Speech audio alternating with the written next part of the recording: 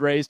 But we're shifting our focus up and into the Houston Astros because this has been an interesting season for them. And in the last few years, since winning World Series titles and then getting into the postseason almost every single year, been an interesting season. But to join us to talk about the Astros here, Brett Chancey joins us.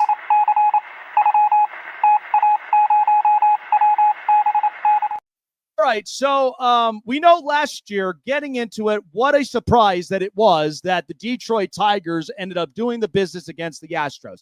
This year, though, we know that, some pieces like Alex Bregman and such, they move on. And, this is now a young Astros team where you're powered up by Yordan Alvarez. I really love the kid, Cam Smith. I think the kid is fantastic. I think he's got a bright future ahead of them for Houston. What has been kind of the headliner for the Astros to start this season and where they are? Because I would imagine there's still some juice in the tank for this organization before they really got to think about, we got to really start calling up our youngsters, really build this lineup up, and really start thinking about the future for the next few years. Yeah, definitely.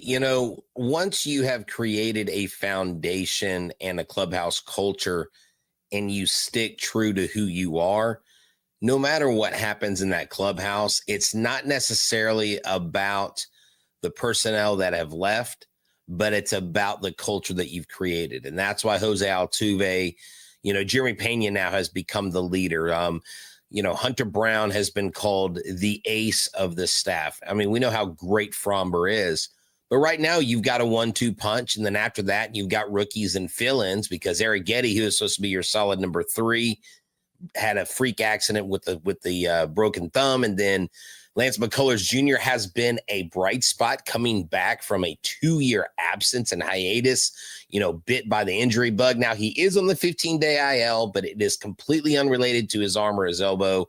So the good thing was it was a twisted ankle. I think something happened in a workout or something. So he should be back, may miss a couple starts. But to look at this year compared to last year is they're winning a lot of close games. Now, last night they did lose their first extra inning game. They're 4-1 now on the season, so they've done better there. It really has been the pitching. If they didn't have the pitching come out the way it has come out, not only the front end but the back end. We got Josh Hader in here, and last year just had a lot of mistakes, was leaving a lot of stuff over the plate.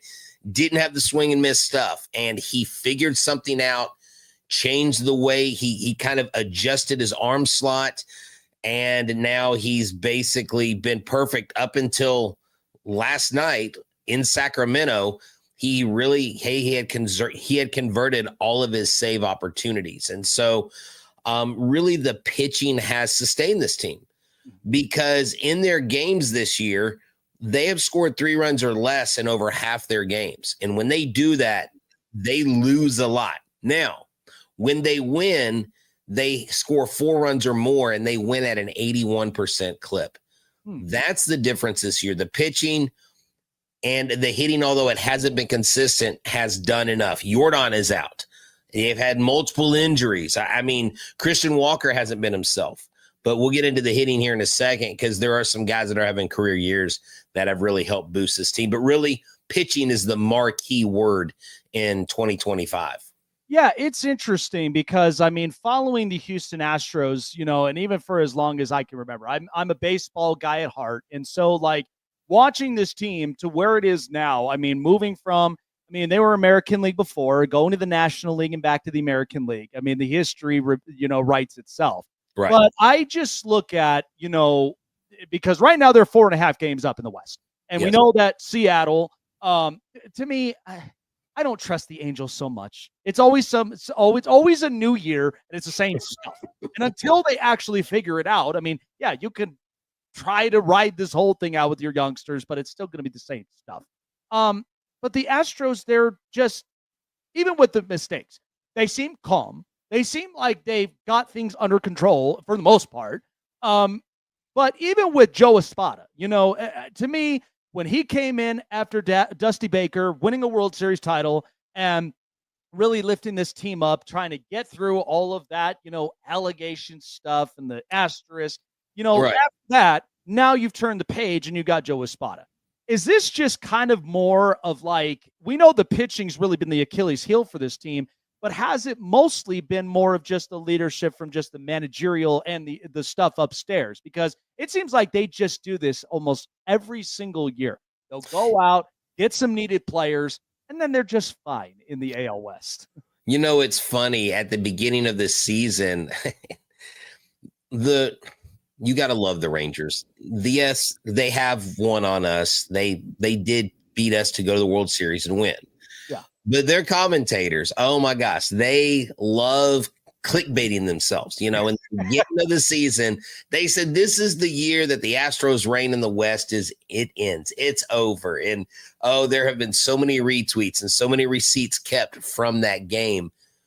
But what you have here is Joe Espada last year was highly criticized. And at times I am critical of managerial moves. I'll question lineups and things like that. But I try not to get bogged down in that because it's a 162 game season. And it's so easy for us as fans to nitpick from a 10,000 point viewpoint, right? Like it's easy for you and I to watch a game of our favorite team and tell the coach everything that he should have done differently because it didn't go the way that we thought it should go. At the end of the day, they've got hundreds of guys in the analytics department.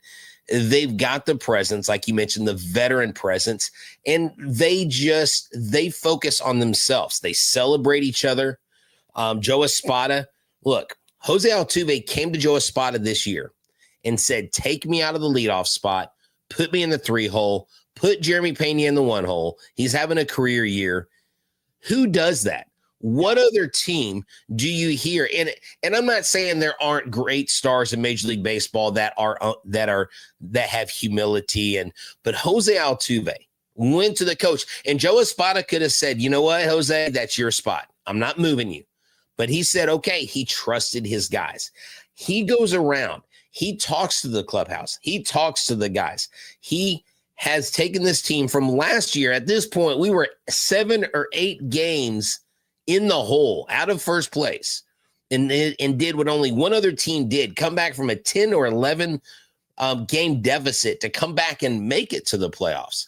And this year, now we are in command of the West with a wildly inconsistent offense. I mean, we just split 4 games with the Athletics, and Nick Kurtz walked us off in 2 of those games. Yeah. The other 2 games, this team absolutely crushed the Athletics. So the potential for power is there, but it is that veteran leadership. And Joe Espada, I think right now, between Joe Espada and our old manager, AJ Hinch, those 2 guys should be the leading candidates for American League Manager of the Year. If both the Tigers and the Astros continue what they're doing, those guys are going to be neck and neck in the voting, and he definitely deserves a nod because – man, he's done a phenomenal job. You got the greatest left-handed hitter on the planet that can't even pick up a bat right now, and they're still doing this. On top of that, career years by Jake Myers, career years by Jeremy Pena. Isaac Paredes has come in and just absolutely owned it. And despite Christian Walker not being who he has been, he's been getting better. Yeah. And so that's what it's about. It's not a sprint. It's a marathon, and it's about today is the battle. Today is what we fight. We don't worry about the division. We worry about who's in front of us. The Angels, you know what? They played really good baseball for the most part as of late. You don't sleep on anybody. Everybody is a great opponent. Yeah, and it's interesting because I did get the news about the Angels where Ron Washington, he's stepping away for the time being to take care of his health, and as he should. But I'm not sure how that, because it could affect a team in some ways. But if they're playing hard and they just continue to go, to get the job done, then they'll be okay. But I think this is interesting too, Brett, is to me, the last few years, I don't know if you noticed it, but it seemed like there's been an issue with first base as of lately. Because I know we talked about, the time when they got Jose Abreu, and this is after Yuli Gurriel. Jose Abreu didn't turn out to be the player that, the Astros were hoping that he would be. Here we are with Christian Walker, hoping that he would be the guy that the Diamondbacks they've leaned towards as being that pivotal piece in the lineup to just making that run like they did in the World Series. And now here we are up in Houston, and there's been some struggles. Has that been something that's been a key area that the Astros have been trying to figure out now in the last few seasons? Yeah, and when they initially signed him, everybody's like, "Oh, here's another aging first baseman," and that's why when the fan base had heard rumors about them going after someone like a Paul Goldschmidt, right? They're like, "Oh, but he's aging. What is Goldie doing right now? He's playing phenomenal. I mean, he's in New York. He's thriving. I mean, the Yankees had the highest OPS in the league for a reason. He's part of that. So when Christian Walker comes in, naturally, you're going to have some time of just adjusting. Clubhouse, culture, feel, comfortability, facing new pitchers. Now, that's not as much of an issue now because of the interleague play. But I also do a podcast called Back to the Bullpen with Mike Stanton, 19-year Major League veteran. And, Mike says, hey, look, it's between the ears. And he's going to have to hit his way out of it because you know what? He's getting paid $60 million for the next 3 years total. And there's nobody that can do anything other than Christian Walker, and he's just going to have to figure it out. And so it may be a rough first half. And I really think that we're seeing a trend in the right direction with him. And I don't care if he tees off on the most rookie pitcher that they throw at him. He just needs success. But I will say this, he hits a lot better at home at Dyken Park than he does on the road.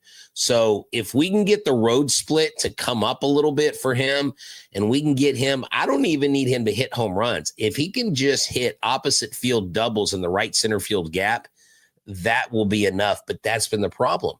And that's been when they haven't scored a lot of runs. Last night, I believe they stranded 13 runners. They were like 2 for 13 with runners in scoring position. So you're not going to beat anybody having those kind of numbers because you ruined a Victor Caratini, and an extra dirty Victor Caratini last night, hitting that bomb and tying the game up. Yep. But yeah, Christian Walker for the fan base, man, it's been brutal. Some people have labeled it the curse of Yuli, but I don't know if it's so much that. It's just, I mean, yeah, the Jose Abreu thing should have never happened. Jeff Bagwell should have never been in charge of that decision, and a lot of people blame him for that. Oh man, think about that. A former first baseman, and then he makes a move like that, and turns out the ball was not in his court up until that point. No. So, reverting back to, the pitching, because I mean, I've watched this team, to where they've had, Garrett Cole, Justin Verlander, and even Zach Greinke, and, a lot of a very stacked rotation. Now here we are where there's a bunch of youngsters, but I got to say, Hunter Brown is having a hell of a career year, being the starter and having the low ERA, second lowest to Paul Skeens. The kid seems like he's finding his control. He's exactly delivering a lot of the pitches, and especially when he's facing against some of these tough hitters.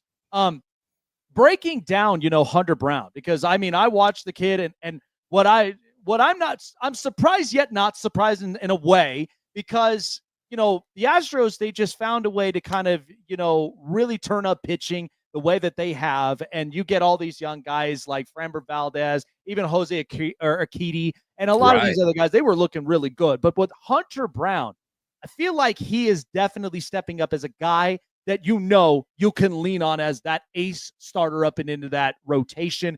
The year that he's having is just remarkable for a lot of Houston fans, isn't it? Yeah, definitely. Since last May when he added a pitch to his arsenal, and now he has just gone on this tear, like you said, second to only someone like the likes of Paul Skeens, who looks to be every bit a generational pitcher. And sorry, Pittsburgh, don't think he'll be there long. But Hunter Brown, this guy, from the day that I saw him step on the field at Consolation Field, AAA Sugarland, 20 minutes from our home big league ballpark, I just knew there was something different. My friend Mark White and I were at a game watching him pitch. And before the game, actually, it was the day before he had a start, and they had just announced that he got elected to the Futures game. And it's actually, ironically, him and Yainer Diaz went to the Futures game as when the All-Star game was in San Diego, I believe. And we asked him, we said, hey, Hunter, how do you feel about being nominated to the Futures games? That's a big nod from like your peers and coaches and stuff.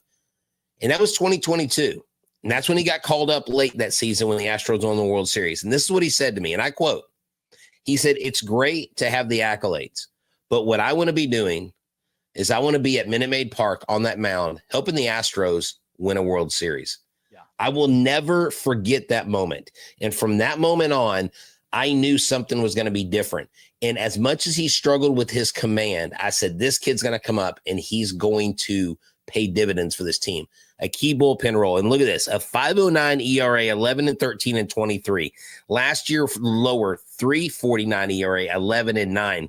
This year, 8-3, a 1.88 ERA. He has already amassed, just a crazy amount of strikeouts. He's right at 105. His highest total is 179. He's on track to get over 200 strikeouts. And him and Tarek Skubal, I think, are 1 and 1A. You catch those guys on a good 5-game stretch, you could take them head to head. It doesn't take anything away from Crochet and the other guys that are doing well in the AL. But Hunter Brown has the moxie. He has the bravado. And you know what he also has? He now has Boris as his agent. Oh. So that right there tells me all I need to know about Hunter Brown. But there's got to be a way to keep this kid in Houston. Oh, 100%, especially when you're trying to bolster a rotation that you know that you got 2 guys you can lean on, and then give yourself the stabilizer that can help whenever that rotation comes around, right? So I do want to revert to this, but we've seen the class for the MLB Hall of Fame. And listen, as long as I have been a baseball fan since I've been in diapers, okay, I've been to the Hall of Fame once. I've been to New York 6 times I've been in my life, but being in there is it's just a grand walkway. You watched a lot of these heroes and a lot of these big time baseball icons, and to be able to be etched into baseball immortality. I got to say, Brett, fina freaking Lee, that Billy Wagner is now a Hall of Famer, because here's my thing. The last few years, I have literally been giving a snide look to MLB writers, because right now it's like, what are we doing? Like the one year when we had Scott Rowland go to the Hall of Fame, I'm not saying that, I don't wish any ill will on Scott Rowland. He's a very good player, watched him play. But man, really? We could have had Andrew Jones. We could have had a lot of these big time players as you and I being baseball guys. We watched the stats. We watched how great these players have been. And look, the concept is we're kind of at this butting heads moment right now, because you got the PED thing. And listen, my thoughts on this, I won't get too deep on this, but the whole Pete Rose thing, I didn't like it. Because first of all, it's like, you're lifting this whole thing for what? And it's like, I don't understand it. But with Billy Wagner, finally he gets into the Hall of Fame, because I watched this guy. He was such a great player. And I thought him going up into these moments and shutting him down like he has deserves well enough for the Hall of Fame. And so when he got the call, I mean, you guys as Astro fans, man, and covering the Astros, felt that sigh of relief. Like, finally, we saw Biggio, we saw Bagwell, and now Billy Wagner is etched into immortality. Yeah, definitely. And I haven't had the pleasure of, I've talked with Billy Wagner for a short time. I haven't gotten to have the full length interview. I got to talk to him, Bagwell, and Biggio when they all signed at the TriStar show here in Houston. TriStar actually started here in the Houston area. I think we're coming up on the big national convention. It's in Chicago this year. Some great stars. But Billy Wagner, when I talked to Roy Oswald, because I've interviewed him a few times. Yep. Roy talks about in his Mississippi tone, he's like, Billy was a baller. Like, he loves Billy Wagner. And when you talk to Craig Biggio, when you talk to Bagwell, They can't speak enough about him. Lance Berkman, just high praises, Yep. not only in the clubhouse, but on the field. And I remember watching him just hurl that fastball and hurl that pitch over that plate and just going, I can't believe someone can throw this hard, because really Billy Wagner was doing that. We weren't in this dawn of the hard throwing guys throwing hundos, the Joyces, everybody that throws over 100, Paul Skeens going into 8th inning, throwing 103. Yep. Because he was more of a unicorn, and to be a left-hander and to do it the way he did it, and just everything that he was in an Astros uniform, that made it all the more special. Because if the Astros had made in their history the right move and re-signed or kept Nolan Ryan around and let him finish his career instead of letting him go to the Texas Rangers, Billy Wagner would have been our 4th Hall of Famer, would have been our 2nd pitcher. And so we love the fact that we have a pitcher in there now in Billy Wagner.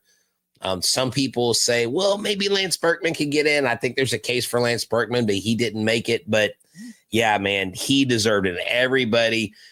And this is what upsets me. And maybe I don't understand the process, and maybe this is me speaking out of ignorance. But when I see people that have Hall of Fame ballot privileges, okay, and they submit one flipping vote. Now, if you have a field where there's one clear-cut guy and all the rest are just, we just got to have names on the ballot because we know that happens. But there are so many guys out there. I'm like, why do you even vote? Or how do you not turn in a card, or, whatever? It just doesn't make any sense to me. But Billy Wagner got his due. Billy Wagner, when he cried, when he got that call, that's genuine.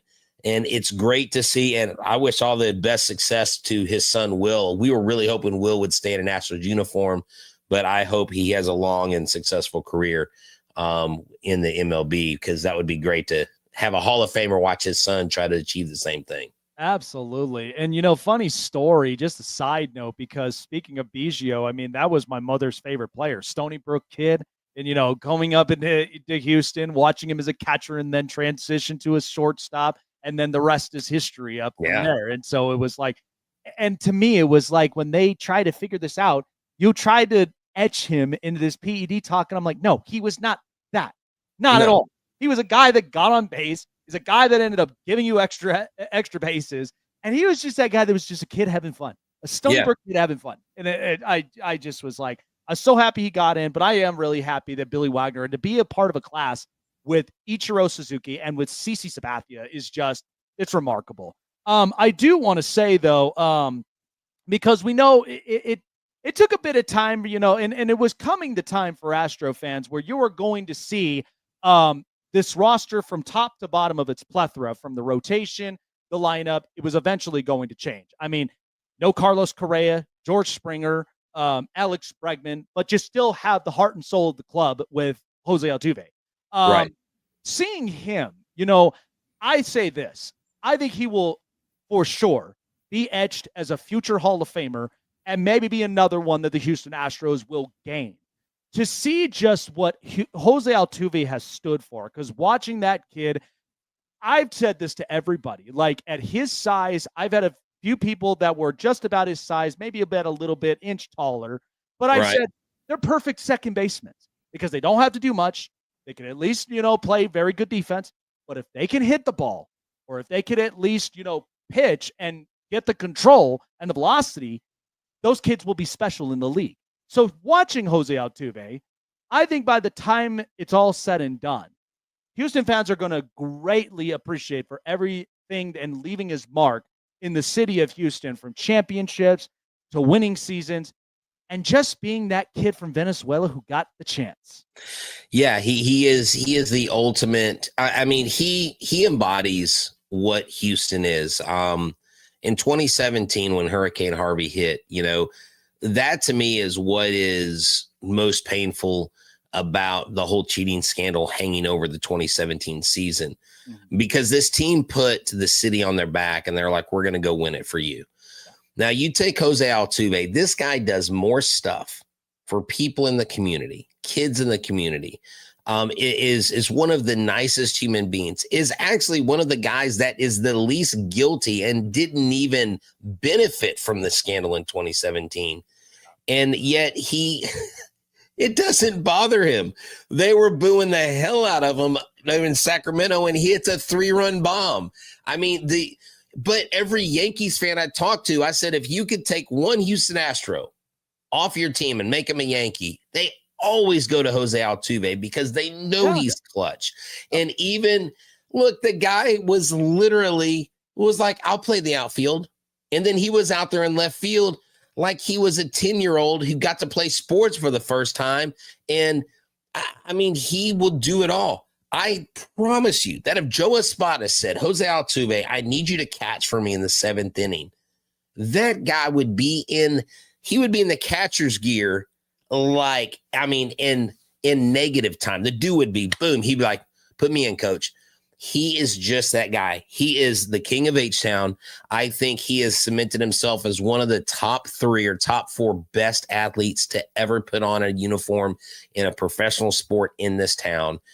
And we have a statue for Bagwell. We have a statue for Biggio. There will be a statue for Altuve without a doubt. And I'll say this, if he's not a first ballot Hall of Famer, shame on everybody who doesn't vote for him, because his entire career has said Hall of Fame, and he continues to grind, and he gets a lot of crap because of his defensive declining skills. He goes out and he grinds, and there's not a person that I want in the box more than Jose Altuve. If there's 2 outs, bottom of the 9th, and we got to have that hit or we got to have that home run, give me Jose Altuve every time. He just, I mean, and he's just a great humanitarian. My son had the privilege of taking the field with the Astros as an Astro buddy. He was selected when he was 9. At 9, my son was almost as tall as him. He's 6'3" now, a little bit taller than me, but he was out there, and I've got all these pictures of him just talking to my son.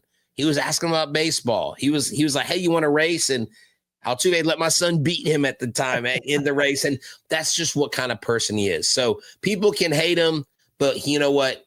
He's the son of Houston. We love him. We've adopted him. He's got the keys of the city. The dude should not be paying for a single meal no matter where he goes. Yeah, 100%. And I will tell you this. I mean, this was my pure honesty because I've loved Altuve more than anything. And I think he's a great kid. I felt like the bad rap that came about this was Correa. And I'll be honest, because it seemed like some of the responses was just like, look, if you just basically said it with your own honest words, we can move on from this. But because it's like, I watch the antics on the field and I'm just like, thank God the Astros proved themselves that we can do it without Correa, and they did. Well, so, now I will tell you this with Carlos Correa, one of the key things that he did do, and that I think this city will forever be not indebted to him, but forever have respect for Correa, is he did stand up and he did call people out. And he did, like, he basically put himself in front of the firing squad, if you would say, so that was when he left. For me, that was the biggest piece. I was like, how are we going to replace this? Yeah. I mean, how is, like, Jeremy Pena is going to be a superstar, I guess, but can he be Carlos Correa? And I'll tell you, the other day, I was like, Carlos who? No offense, Mr. Correa, but Jeremy Pena is making a strong bid to be considered one of the best shortstops in Astros history. So yeah, he was kind of that bulletproof shield for Altuve. Altuve, I think, did an admirable job. Yes. But look, at the end of the day, people are going to forever mark this team with whatever they want to mark it. These guys are fueled. So I would just advise fans, please, if you're in a stadium on the road, please incessantly boo the Astros. We beg you to boo the Astros. I promise you, we will not be mad at you if you do it. Well, it might be kind of hard here in Colorado because we all know that, like, the Rockies, we're all going to be bluing the Rockies, but it's like, who are we booing, one or the other? So it might be a little hard. We might have to specify it. But Well, here, if y'all are booing the Rockies, Altuve, here's the thing. If they boo the Rockies, Altuve will think it's for him. He'll just hit a home run. So there you go. So we're doing him a favor at the end of the right. day. Anyway, final question before we move on is, we know that, the whole baseball world was shocked when Rafael Devers got traded from the Red Sox to the Giants. To me personally, I mean, I just had, Gabby Valjanian from Locked On Red Sox talk about this early. I didn't think they were going to have this immediately. I thought this was going to be next offseason. But because that happened, people are looking at the Red Sox thinking that they're all idiots. And I'm like, look, pump the brakes. To me, I don't want a type of cancer that I know is not going to honestly put the team first, that if I need to play first base, I need to play third, or I just need a DH, I will go and do it. But now it seems like it's a little slap in the face to the Red Sox. The fact that the comments he made with the Giants, that he's willing to play anywhere. I'm like, really, bruh? Is it just because you were not happy with the front office? I get it. Money talks. I get it that the front offices didn't hold like their end of the bargain. It just happens. But to me, it's like you got young kids. They're getting called up. The Red Sox will be fine. But focusing on the Astros on this, we know that the All-Star game is coming up around the corner. We know also trade deadline is always the fun part of the year. Has there been anything that, like, the Astros, they want to bolster up and they have their eyes set on, and that as long as it's up and on the right price, they want to come and play for H-Town? I know Dana Brown has talked about getting another left-handed bat and getting another pitcher. And I think yesterday, look, Colton Gordon wasn't horrible yesterday, but he's a rookie. We've had Brandon Walter come up. He's done great, but it's his first real taste. Jason Alexander, not from Seinfeld, but Jason Alexander that we picked up from the A's, like, he had 3 2/3 no-hit innings. I mean, he came in and he actually pitched a shutout while he was pitching. And so you have a lot of guys that are place markers. The question is how much do they trust Christian Javier coming back and Luis Garcia coming back, and depending on Lance McCullers and these other guys, and when Arrighetti comes back, how much do they trust that they have? If they feel like they've got a just this treasure trove full of pitchers that are just going to unleash on the league, then they probably stand pat with the pitching. But it's that left-handed bat that I think they lack. Then comes the question, do you get a guy who is a rental? If he's a rental, does he fit in this scheme? Like, the first name I come to is Ryan O'Hearn, but Ryan O'Hearn is a first baseman and a DH and an outfielder. Well, that kind of sounds a little bit like Jose Altuve. It kind of sounds a little bit like, Alvarez, and we got Christian Walker at first base. So that really doesn't fit in the Astros puzzle. If they do go pitching, Alcantara, I think, would be a great guy to call the Marlins on, because he kind of appears to be broken there in Miami, and the Astros have a very good history in fixing pitchers, getting them right. I mean, Yusei Kikuchi had a career half of the season. Yep. And this year, although Hunter Brown and him are squaring off tonight, he's not having the great start that he is. Part of that's because he's in Anaheim, but he's still not as successful as he was. So Dana Brown has been cooking, has been calling, and I have heard that teams are inquiring about Chas McCormick. I think they see an upside with Chas. Chaz's opportunities have been limited. He did go on a little IL stint, but when he's been healthy, hitting like 270, 275, he's got the ability to hit opposite field home runs. He's got World Series experience. So he's a guy that might have some under the radar value. I just think Astros fans are concerned if they do make a trade for a significant bat or arm. They're concerned, like, does that mean Bryce Matthews is gone? Does that mean Miguel Uola, who's gone, from AAA? We were kind of thin in that market. So right now, we don't have a specific target. I just need a left-handed bat that's not going to cost the farm, that makes the team better. And I'll end with this. That's what you have to ask yourself as a club. Bringing this person on, do they make us a World Series contender? And that's what I think was the biggest crime of Yusei Kikuchi coming over here, is I honestly would have thrown him in game 2 after Hunter Brown, and then thrown Valdez if there was a game 3. But then again, like I said, we can, from a 10,000 foot view, we can manage the heck out of a Major League Baseball team, right? Absolutely, man. And especially with the long track record that they have. That's why I tell a lot of people it's not that easy to like literally end their reign of it, because they've been doing it for a long time. And then once it clicked, when they had their farm system, they built these guys up. They've had a consistent rate of winning and at the same time showing up in a lot of these big in these big stages, and they've been able to either get it done or they just come up short, but yet it was still a fun World Series up into the end. But appreciate you coming on by, Brett. It's such a pleasure having you on, tapping on in with all of our audiences here where people can find you, getting locked in on H-Town Astros all season. Yeah, man. Just look for me at H-Town Wheelhouse on like Instagram, on X, on TikTok. Also, July 10th, I'm launching Wheelhouse Media Company in Pearland, Texas. We've got some new shows. Back to the Bullpen will be part of the Wheelhouse Media Company. I do a show called Houston Sports Download.